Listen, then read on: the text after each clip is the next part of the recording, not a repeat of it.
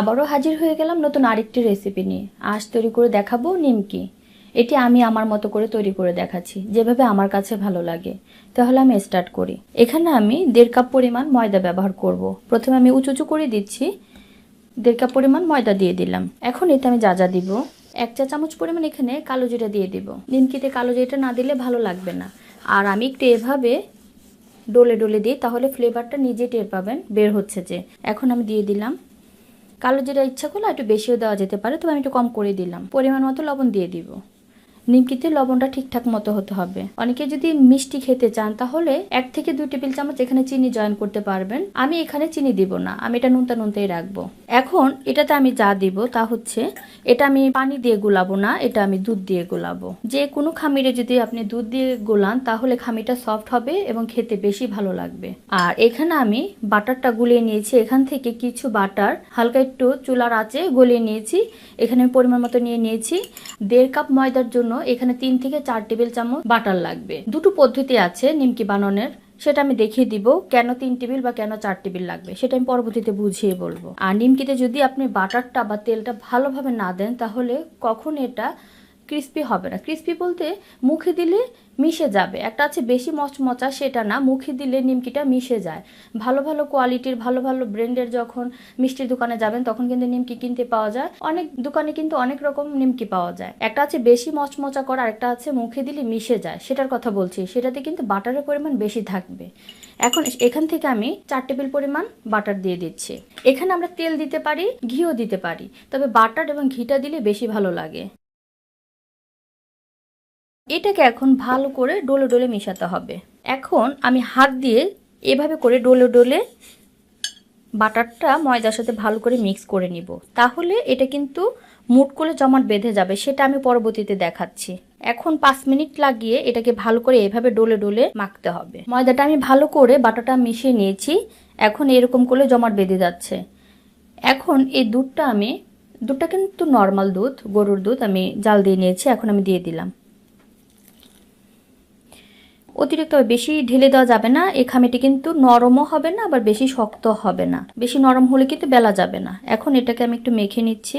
খামিরটা আমি ভালো করে মেখে নিয়েছি। কিরকম হয়েছে দেখতেই পাচ্ছেন। অতিরিক্ত বেশি নরমও না আবার শক্তও না, এরকম। এখন এটা আমি উপরে একটু বাটার মাখিয়ে আধা ঘন্টার মতো রেখে দিব। এটা যখন আমি রেখে দিব তাহলে কিন্তু আরো সফট হয়ে যাবে বেশি। রেখে দিলাম আধা ঘন্টার জন্য। এখানে আমার এই ছোট্ট গ্লাসে 1.5 গ্লাস পরিমাণ দুধ লেগেছে। আপনাদের বেশি বা কমও লাগতে পারে। আটা এবং ময়দার উপর ডিপেন্ড করে কিন্তু দুধ লাগতে পারে। তাহলে আমরা ফিরছি কিছুক্ষণ পরে। নিমকির জন্য খামিটি সেট হয়ে গেছে। এখন আরেকবার আমি ভালো করে মেখে নিব। আবার একটু টেনে টেনে মেখে নিতে হবে। মাখার জন্য যদি বেশি খামি হলে অসুবিধা হয় তাহলে ছোট ছোট করে মাখলেই চলবে। এরকম করে মাখলেই চলবে। এখন এখানে আমি দুভাবে দেখাবো। আমি এতটুকু একটা খামি নিয়ে নিলাম।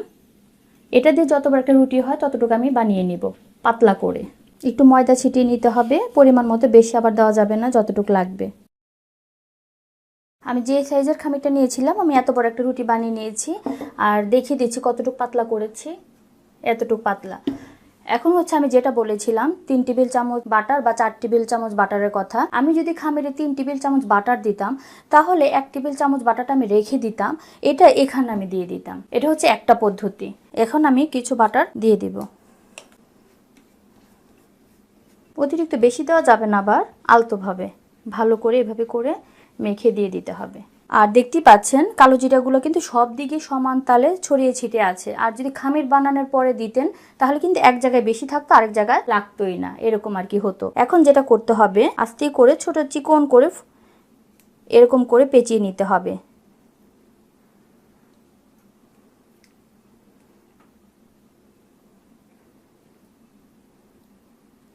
চেপে চেপে দিতে হবে।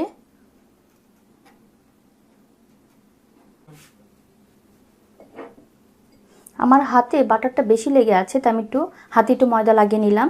তারপর এভাবে করে চেপে চেপে দিতে হবে।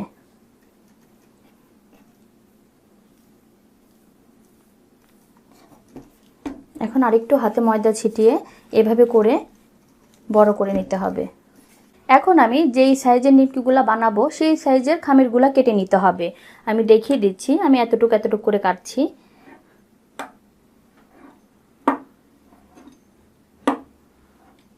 প্রথমে এখান থেকে একটা লেচি নিয়ে নেব, যেটা আমি কাটলাম। তারপরে এভাবে করে চ্যাপটা করলে গোল হয়ে যাবে, এভাবে করলে, এবং ভিতরে কিন্তু যে প্যাঁচানোগুলো সেটা কিন্তু দেখা যাচ্ছে। তারপর একটু ময়দা ছিটিয়ে আমি গোল করে এটা বেলে নিব। যতটুকু সম্ভব পাতলা করলে ভালো হয়। এভাবে করে আমি গোল করে বেলে নিব। দেখতেই পাচ্ছেন নিজে নিজে ঘুরছে।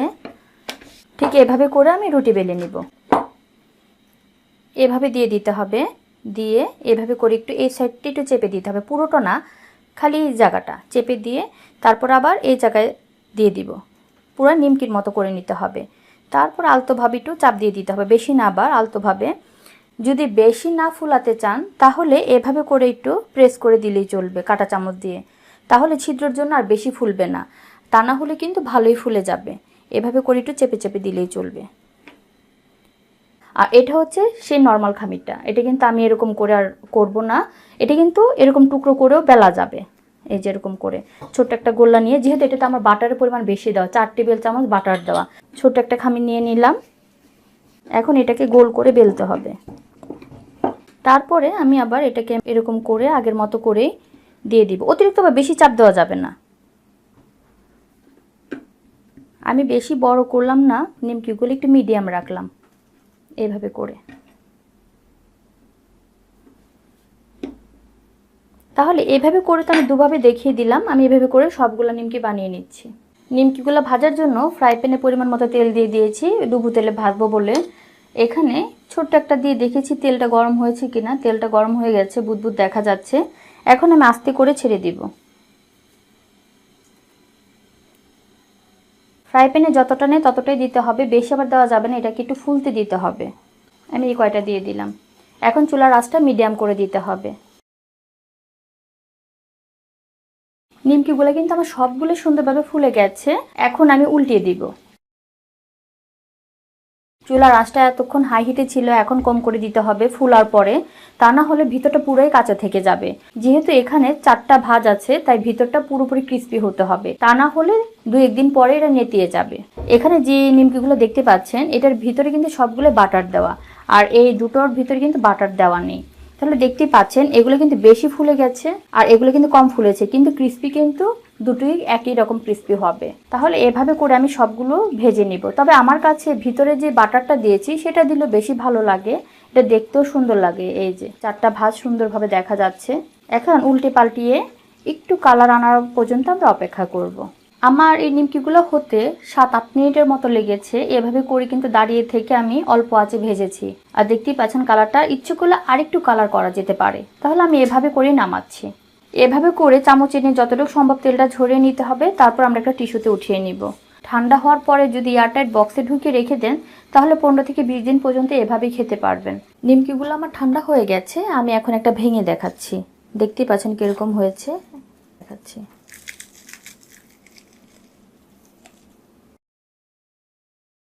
একেবারে কিন্তু খাস্তা হয়েছে। এটা কিন্তু এয়ারটাইট বক্সে ঢুকে অনেকদিন রেখে খেতে পারবেন।